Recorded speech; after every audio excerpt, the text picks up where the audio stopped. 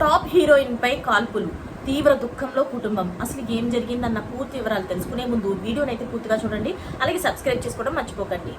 బాలీవుడ్ నటి దిశా పట్వానీ ఇంటి దగ్గర ఇటీవల కాల్పులు చోటు చేసుకున్న విషయం అందరికీ తెలిసిన విషయమే. అయితే ఈ క్రమంలో ఈ ఘటన పెను సంచలనంగా మారింది.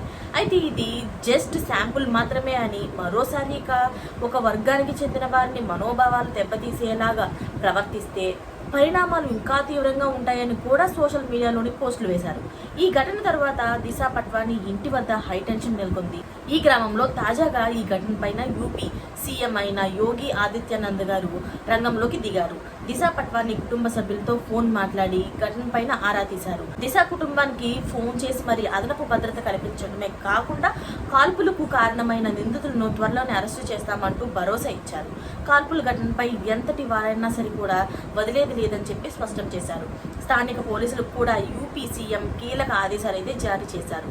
అయితే తమ కుటుంబంలో సీఎం యోగి ఆదిత్యనాథ్ మాట్లాడారని, అలాగే ఘటన పైన మాట్లాడి తమకు ధైర్యం చెప్పారన్నారు. అంతేకాకుండా ఈ విషయాన్ని దిశా పట్వానీ తండ్రి జగదీష్ పట్వానీ స్వయంగా మీడియాతో అయితే వెల్లడించారు. ఈ దాడి వెనుక కారణం దిశా సోదరి ఖుష్బూ పట్వానీ చేసిన వ్యాఖ్యలు కారణమని వార్తలు వస్తున్నాయి. అయితే కుటుంబ సభ్యులు మాత్రం తీవ్ర ఆందోళనలో ఉన్నట్లు తెలుస్తుంది. ఎటు నుంచి ఎలాంటి ప్రమాదం వస్తుందో అన్న భయంతోనే ఆయన వాళ్ళు ఉన్నట్లుగా తెలుస్తుంది. మరిన్ని లేటెస్ట్ అప్డేట్స్ కోసం ఛానల్ని సబ్స్క్రైబ్ చేసుకోండి. Thanks for watching friends.